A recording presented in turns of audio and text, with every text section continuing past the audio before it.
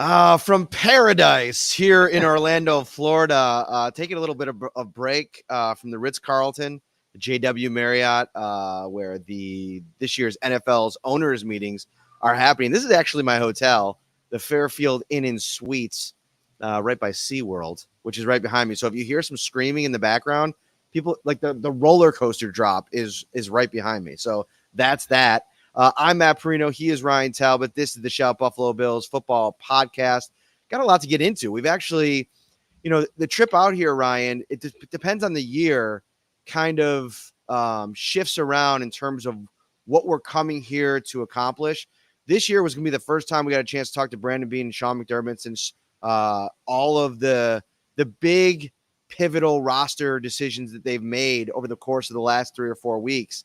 And they had a lot to say about it. We're going to get into some of that right now. How are you, my friend? I'm doing great. Loving the Florida Parrino vibes over there. Lot to get into, though, with the Bills based on the conversations with Brandon Beane and Sean McDermott. Yeah, so I guess before we get started, Randy over here on YouTube wants to know your thoughts on the St. Bonaventure Bonnies skipping the NIT, the big time. Yeah. Well, listen, that's why the AD is now out of a job and why he resigned. He kind of put his foot in his mouth multiple times talking about he didn't understand the importance of the NIT. Wouldn't you rather be on that list with those bigger squads? But St. Bonaventure is not a major team. We are, mid-major all the way, and you don't turn down opportunities like that. So when he came back the next day and said it doesn't matter to the players and the team as much as it does the alumni, I think that was probably the writing on the wall to kind of move on from this guy. So, AJ Sobalski checking in, former producer for the Shout Buffalo Bills podcast, now has his own show over on the Buffalo Rumblings channel. He checks in and he wants to know about my rental car. All right, so here's the deal with the rental car. Funny story. I gave Mr.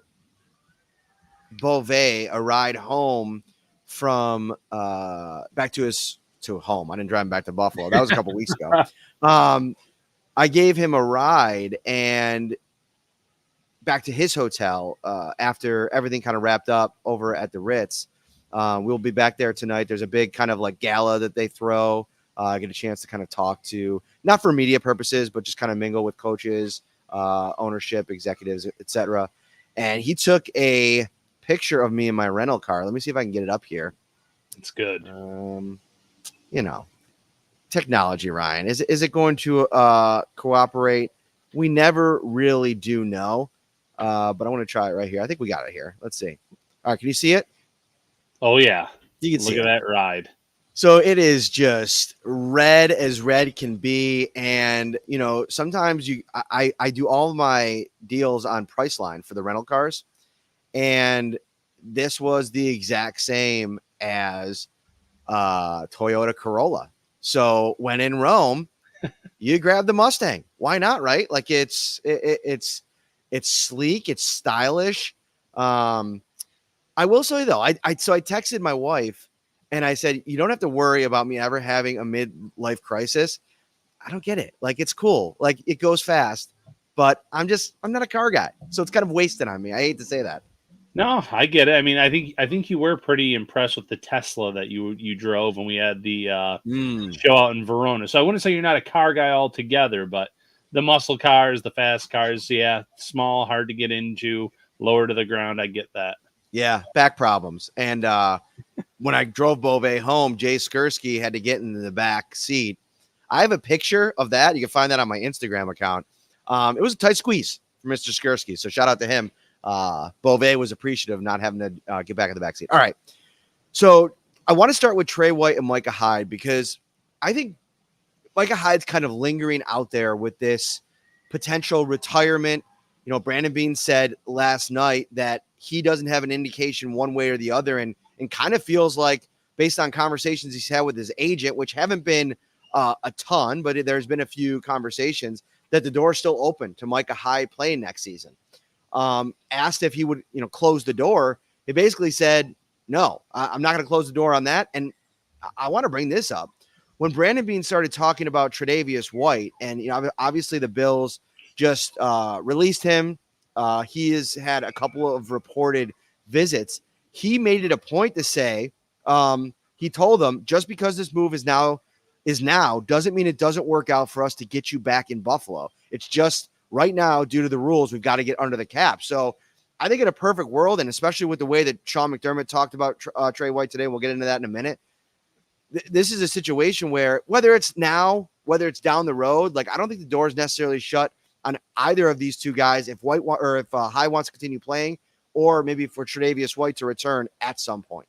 Yeah, so starting with White, it all depends on the rehab process, how far away he is from playing, the timeline there.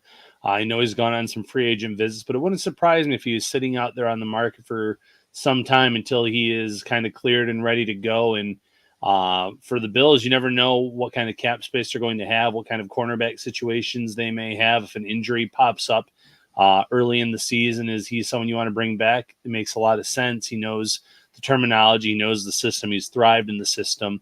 Being the first pick of Sean McDermott, being a role model, a leader in the locker room and on the field, it wouldn't surprise me one bit if this wasn't the end of Tre White in Buffalo. And like you said, maybe it's not this year. Maybe it's next year, 2 years down the road, sometime before he calls it a career.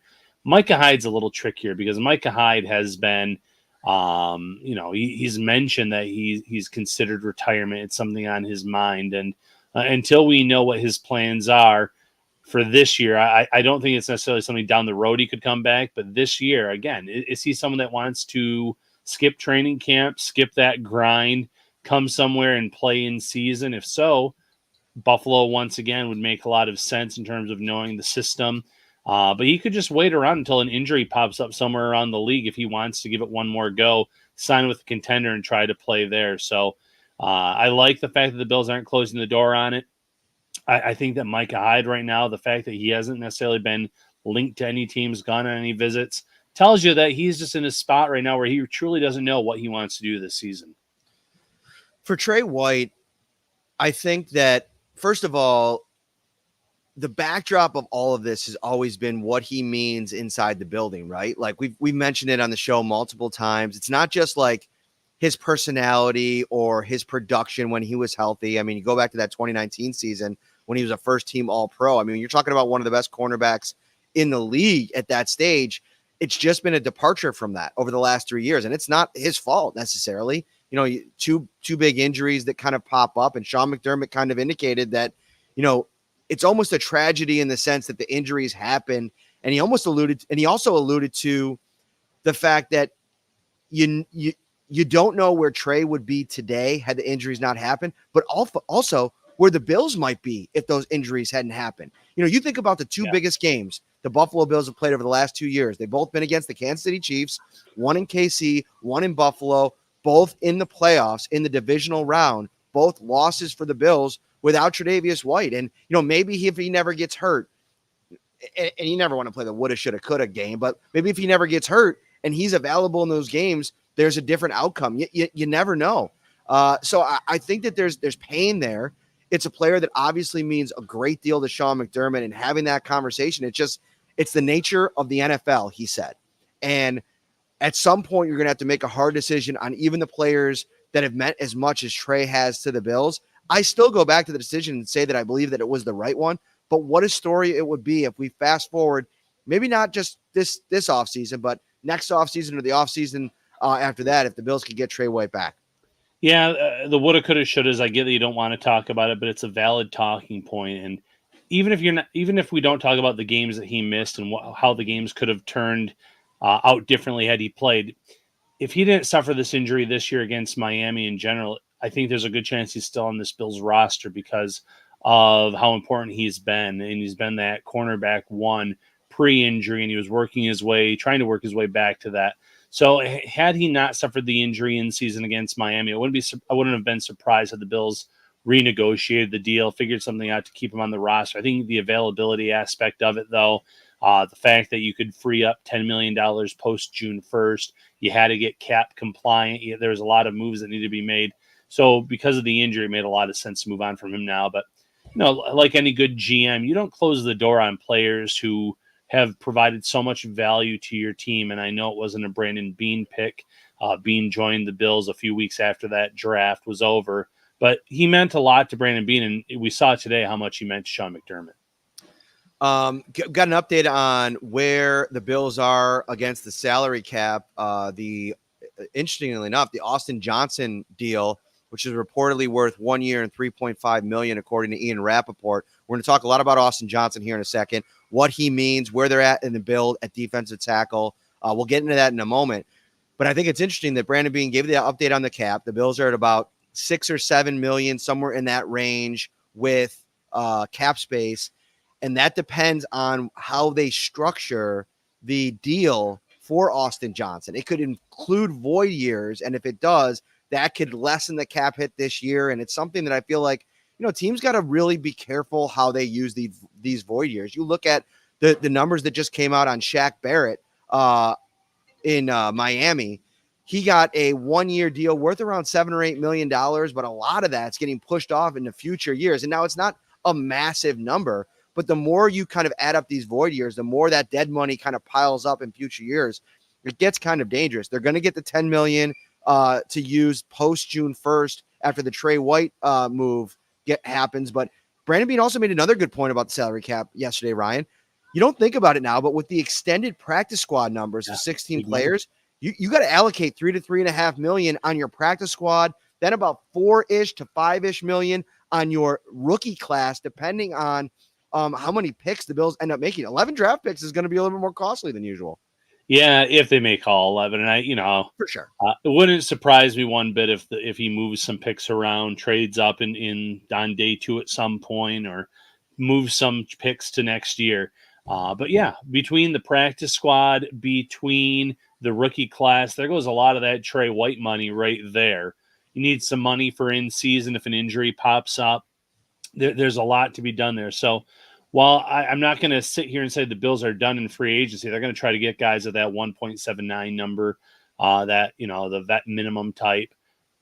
They're done making any kind of splashy moves. I feel comfortable saying that. And Austin Johnson might not be a splash move to some fans, but it almost takes one tech off my board in terms of the first 2 days, maybe even early on day 3 of the draft. And I know it's just a 1 year deal. And you have 2 aging players between him and Daquan Jones. But even with the Bills rotating so many players, that ends up kind of eliminating a need there. But in terms of the cap space, $6 to $7 million, it's not a lot. The Bills are going to probably keep a lot of that for the purposes we just talked about.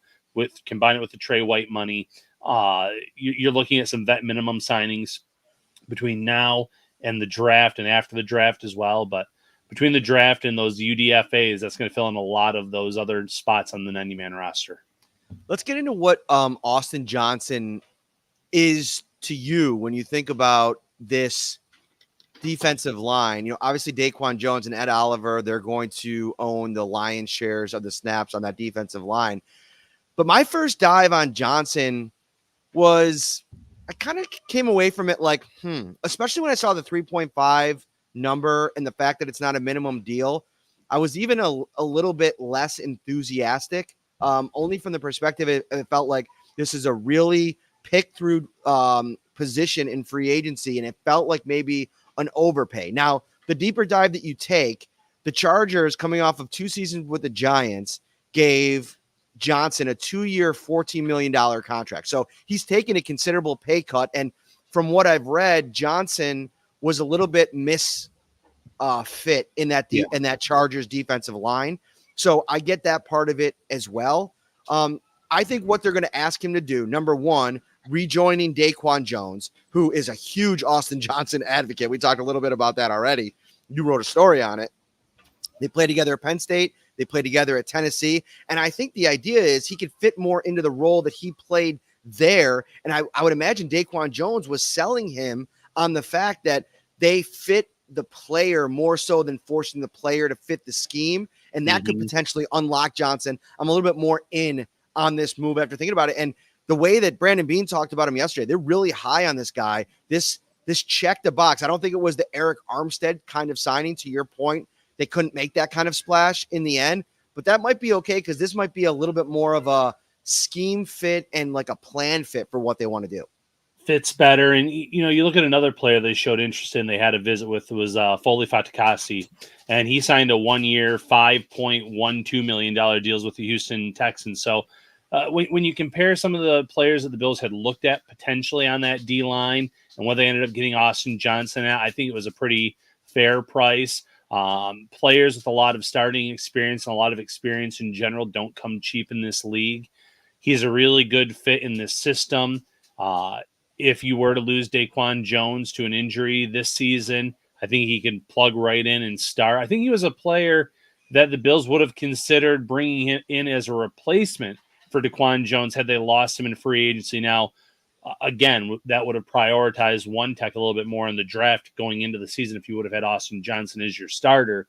But I really do think that he is someone that they had in mind potentially as a replacement. And to sign him at the price tag that they did and know that you have Daquan Jones and now Johnson as the backup, that's a really good spot for you at that one tech. And, I think he has the ability to get after the quarterback a little bit. At Penn State years ago, he went from about 1 to 3 to 6 sacks. He had a lot of tackles for loss, 15 in his final season. He showed that he could kind of get into the backfield, not just against the run, but also disrupt the quarterback a little bit. I think he fit better with the Giants than he did with the Chargers, to your point. So coming back into a system now where I think in this 4-3, he's going to look a lot better, a lot stronger, and he's going to be kind of a force there in the middle for this Bills team. Pretty sure Alex Barber is one of our shout insiders. So I'm going to get his question up on the screen. I'm going to circle back to this really quick because I do think that it's important. This is a conversation part of it that I don't know if we fully covered earlier, but like if Hyde wants to play, where's his spot now in that safety room? And one of the things that Brandon Beane talked about was I think they're a lot higher on Taylor Rapp, Cam Lewis, and Mike Edwards than like the consensus outside the building is on that group, right? I think they're sitting here thinking, okay, we've done enough at the position where I feel comfortable if we have to go into the season. He even mentioned DeMar Hamlin yesterday as somebody a year now removed from everything that he went through, a guy that played almost 1,000 snaps for them in place of Hyde 2 years ago. Maybe they think that with a full off season to really fully, truly train and get back to 100%, he'll be a little bit more in the mix as a depth safety option next season. Ryan, is there even a spot to Alex's question here for Micah Hyde if he comes back to them and says, yeah, I want to come back and play? Do you trust Micah Hyde, who dealt with so many neck issues even last year, the stingers that continually kept coming back up? Or do you just want to kind of make a clean break at this point and maybe even advocate retirement for Micah Hyde? And I know that's a slippery slope. You never want to tell somebody when to hang up their cleats, but it just feels like it's time in a way, doesn't it, with Micah in so many different ways? In so many different ways. And the fact that, like you said, they're happy with Taylor Rapp. And Bills fans really do look at the last month and a half of Taylor Rapp's play. I thought he came on really strong at the end of the season. Had you asked me, do I see Taylor Rapp playing a big role for this team after the first half of the season? I wouldn't have been so sure because I thought he was kind of a slow start for him based on how he was used and how he came through the snap counts, everything else. End of the year, though, I thought he came on strong. We heard Sean McDermott rave about Mike Edwards today and how they think they can use him based on the two defenses that he came from in Kansas City and Tampa Bay before that. So they're high on him. I love the fact that Brandon Beane pointed out, hey, Cam Lewis, he's another guy that they feel like they can use. So they have a lot of guys there. If Micah Hyde comes to the Bills and says, I want to come back and I want to play for you guys, one, the money has to be right. And it can't be a lot of money, unfortunately, for Micah Hyde. So that's the first concession you'd have to make. And two, you'd have to convince him on how you would utilize him, how you'd play him. And, like you said, maybe it would be better off with a clean break. If he wants to play, you might say, hey, listen, if this team's offering you this much money and a starting opportunity, we can't necessarily give you that money, and we can't necessarily even offer you a guaranteed starting job. We can let you compete for it.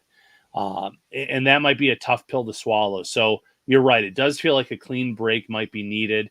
You don't want to sit here and say he should retire. Like you said, that's not the team's place. That's up to the player. But he has a young family. He's had some neck stingers. He's clearly thinking this out and taking his time, and more power to him. So when he ultimately decides, the Bills will, I'm sure, listen to what he has to say, especially if it's, I want to come back and play. But like you said, it might be time to close the door on Micah Hyde, let him find a place to play. You can always sign him to that one-day contract after his playing days are over. Let him retire as a member of the Bills and kind of go about your business that way.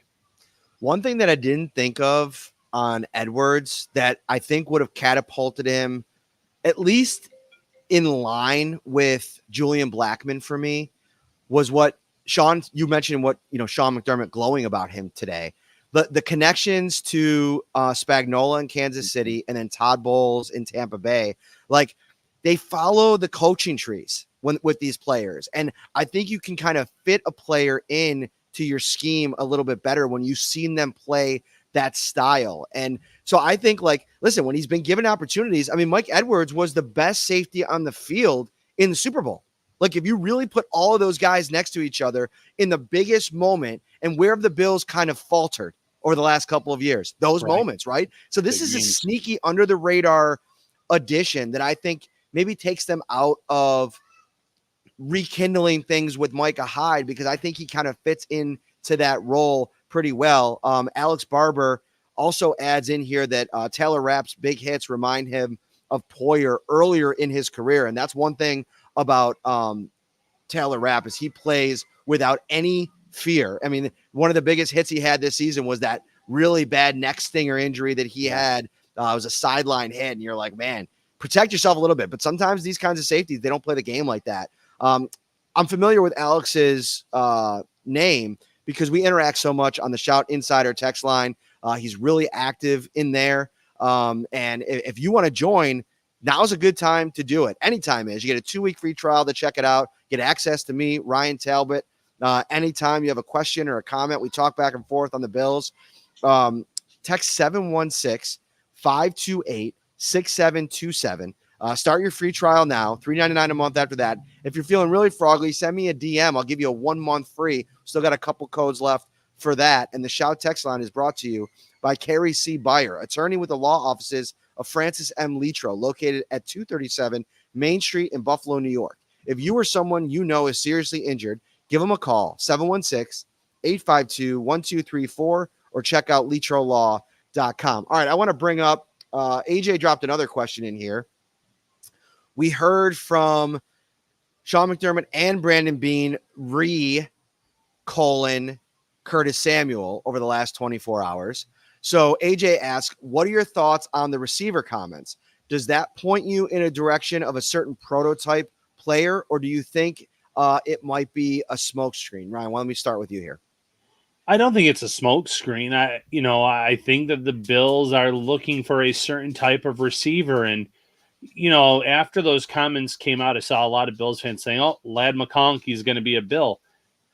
I think he checks a lot of boxes, the yards after the catch, the speed, a lot of things they said. But he's also very similar to what the Bills already have. And that was another comment that the Bills made is, do we already have players that can kind of play the positions that he can, or these prospects can? So I don't know if it pinpoints one specific player, but it's tough because you look at some of the players that you might like. I like A.D. Mitchell, but I don't necessarily think he fits what the comments were in terms of what they're looking for at receiver. So maybe he's off the board. Maybe, I still think an Xavier Legette in round 2 makes a lot of sense for this team based on those comments. So there's certain players, certain prospects, but at the end of the day, the Bills have, I'm sure, their own system in their mind of, here's this player, here's how we can utilize him. Here's why we think he's a great fit. So I don't necessarily think it pinpoints one player. What do you think? One thing I want to dig in with Brandon over the next couple of weeks, and I think we'll have access to him one more time pre-draft, is a couple of things. Your comments there on A.D. Mitchell, we've already talked about that, wanting to get to the heart of, okay, how do you balance skill set and upside with maybe not like the versatility or the culture fit that you think? And that's the other piece of this, the versatility. Beane's comments were kind of along the line is like, how many different things can you do? Because the more that you can do, the higher up you get on their draft board. And I don't necessarily think that that's a bad thing. I think that's what yielded Khalil Shakir and what a couple of years ago landed Gabriel Davis. But are you sacrificing the high-end potential talent to go get a guy that you can have do multiple things when you've really already checked a lot of boxes in your offense, right? Like you have the Dalton Kincaid, the really high upside tight end. You have the blocking potential, the red zone threat that is Dawson Knox. Then you have a collection of guys in the wide receiver room that I think do different things. All three guys, Stephon Diggs, Khalil Shakir, and Curtis Samuel, I think are all a little bit different, even if the size is similar. Do you want to add another player that skews in that direction from a size and playing profile rather than go after what I think is truly missing? And that is that true boundary separator, which I think that, and maybe it is, to AJ's point, a bluff, because if you're another team and you're thinking, well, Beane's talking about going and getting one of these guys that they seem to already have in their room, maybe you don't feel like you have to trade up ahead of them to go get a guy like A.D. Mitchell. Maybe, Brandon Beane's trying to play chess where everybody else is playing checkers. It could be, and that's part of being a GM. You don't show your cards. You keep everyone wondering. You fill in roster spots so there's no glaring needs. I said this on Twitter, X, whatever you want to call it. Almost every year he's done a really good job as Bills GM of making sure there are no glaring needs or holes on this roster going into a draft. The Kyrie Lamire was probably one exception where cornerback was pretty well documented as a major need. But everyone knows the Bills need a receiver or want to get a receiver, the heir apparent to Stephon Diggs, a true boundary type of guy. But in such a deep class, I don't think that teams are necessarily going to go in and say the Bills are definitely taking a wide receiver at pick 28. They're definitely not going, they don't know how many they're going to take. There's so many good guys on rounds 2, rounds 3 that the Bills can get, both yards after catch type players, boundary players, big physical receivers, depending on what they're trying to get or add to this roster. So, there's so much here that I think he's guarded with his comments, and that's what a good GM does. If you're watching on YouTube, thank you so much. We appreciate that. Hit that like button, subscribe as well. If you're watching across all the other platforms, welcome. We're almost at 1,500 live here, watching on an early Monday evening. I'm out in Orlando at the NFL's annual meeting. Got a chance to talk to Sean McDermott this morning, Brandon Beane last night. Little housekeeping. Get this on your calendar. 9 days from today, we are going to be live, shout live, at 29's Kitchen Bar inside the Dome on Worley Drive. Get out there, 6 o'clock p.m., maybe come out a little bit early. Maybe you want to show up at 4, hit a bucket of balls in their beautiful golf dome. They got, you go in there, Ryan, and it almost looks like a Topgolf. Like they got the computers up. You can play different games. You could play a round of 18 if you want. I believe there's so many different options. Then get over to 29's, get yourself some really delicious food, get yourself a beverage, settle in for Shout Live. Will be obviously full eyes on the NFL draft. So we're going to get into all of that out there. Speaking of Alex Barber, he mentioned in the insider chat line about the fact that Sean McDermott still hasn't decided on whether or not Bobby Babich is going to call the defense. And he asked, is it poor coaching not to delegate play calling to a new defensive coordinator like Bobby Babich? And I think this is a complicated topic because the problem is it was so good under Sean McDermott in the second half of last season that I can understand apprehension with going away from that. But at the same time, I think you want to empower a young up-and-coming guy like Babich to take over and put his stamp on this thing. But at the same time, the risk of that is if you get to the season and have to take that potentially away from him. I kind of understand why maybe McDermott's slow playing this thing. I don't have a huge problem with that, but I do think sooner rather than later, they want to try to make a decision on that. Really important to make a decision in terms of, and maybe the decision is starting the year with McDermott, handing it off at some point, letting Bobby Babich, though, call one of the preseason games or 2 of the preseason games. games where you're evaluating talent, but you're also allowed to evaluate coaching and why did you do this? So that way, at least Sean McDermott has something to kind of sit there with Babbage and say, okay, well, let's talk about your game plan. And then after the game, what do you think? What didn't work? What worked well? There's a lot that goes to it, because I would argue that this year, the defense with Sean McDermott, when they were healthy, maybe the best year of defense that the Bills had. Now, obviously, as the year went on late in the season, the injuries just piled up on them. I still think he did a pretty good job of toward the end of the regular season, that first playoff game against Pittsburgh, of using the personnel that he had at his disposal to the best of their ability, but it just caught up to them by that Kansas City game. But yeah, McDermott has been a great play caller. He had an outstanding season. I get the tough decision and tough choice. Babbage was also high in demand. A lot of teams wanted to talk to him, at least.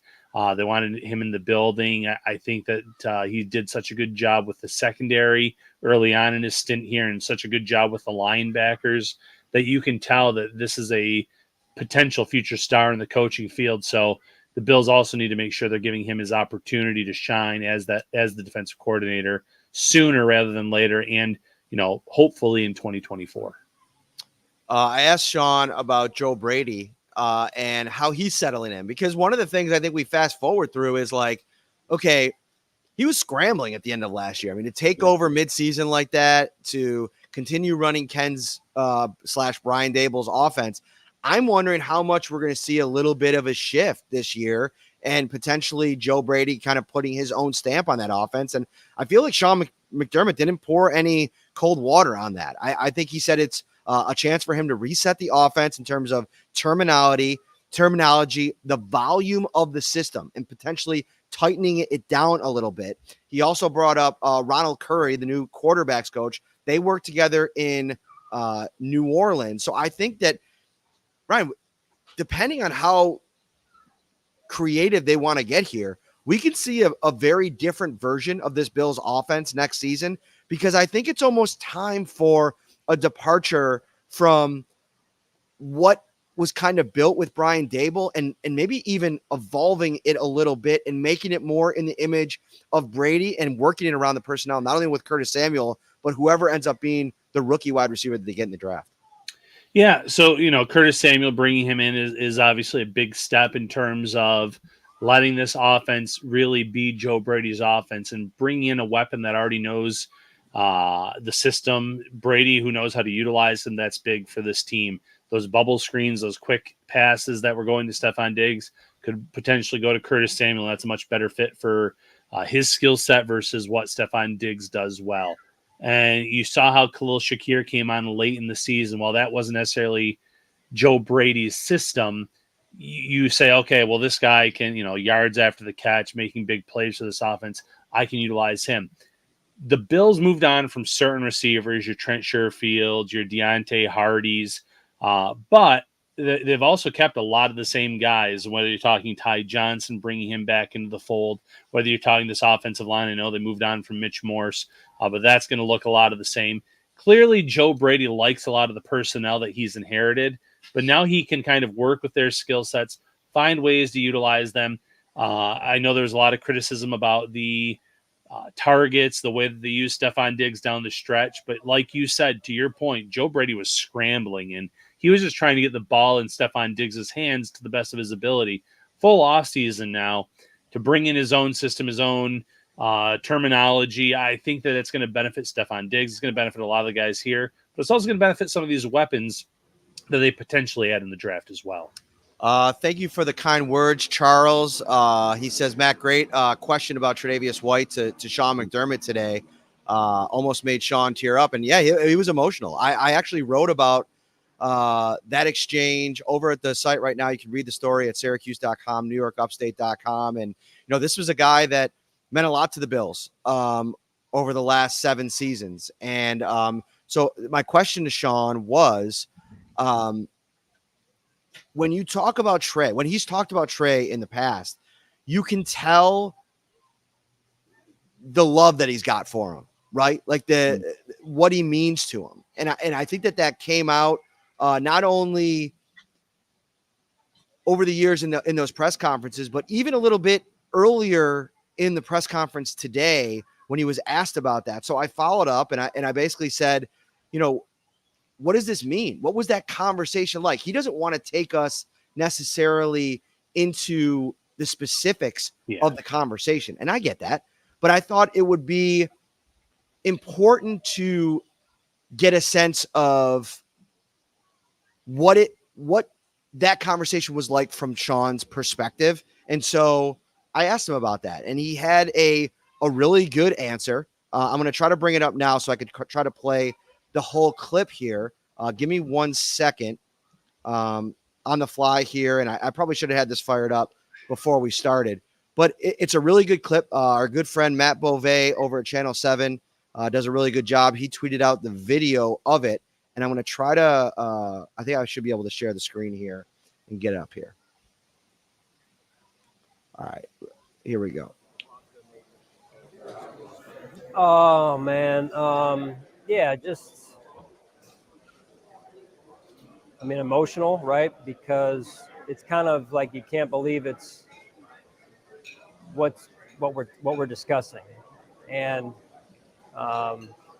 eventually it's going to come just because of the lifespan of an NFL player, but it came way too early in my mind, right? And I'm sure in his mind as well. It's to me, it's tragic in some ways because of the injuries, and had not the injuries occurred, who knows where his time in Buffalo would have taken him and us. I think he's one of the best defensive backs to ever play in Buffalo. I really believe that. He's all class all the time, and he works his tail off. And he's one of the best human beings I know. From what he came from and how he's not only lifted himself up, but lifted his family up, and the way he's lifted our team up over the years. It's just, to me, a very unfortunate situation with the injuries. And anyway, sorry. Just, it's sad to see him go. It really is. Him and his family. I mean, he got injured in the Miami game. A number of us went over to his house after the game, and what do you say, right? I mean, especially after he had just went through it the year before, what do you say? And there's nothing you can say other than just try and be there for him. And that's how I felt when we were having our conversation. Was, it's a surreal moment. Tough time for the Bills. Tough time for the Bills. And, the part that really stuck out to me watching that earlier today was how much he cared for Tre White. Not every coach goes over to a player's house the night that they suffer an injury like that. They care, they call, they check in.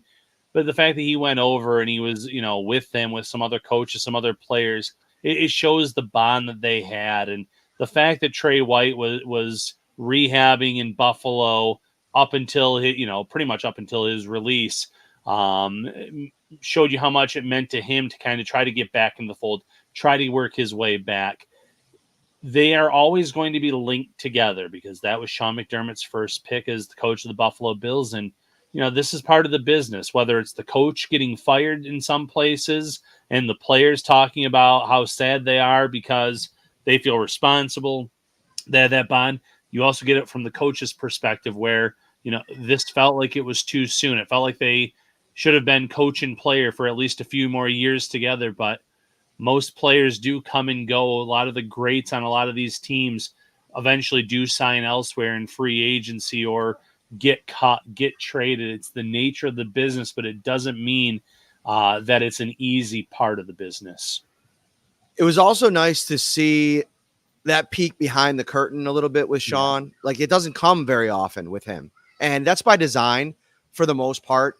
He's very robotic in these settings, and despite best efforts by myself and other members of the Bills media, it's hard to, get to that level to really truly understand what some of the goings on is like behind the scenes. So it was cool to see that. Tre meant a lot to a lot of people there. And like we talked about earlier in the show, it might not be the end of that story. Who knows where he goes this season and beyond this season.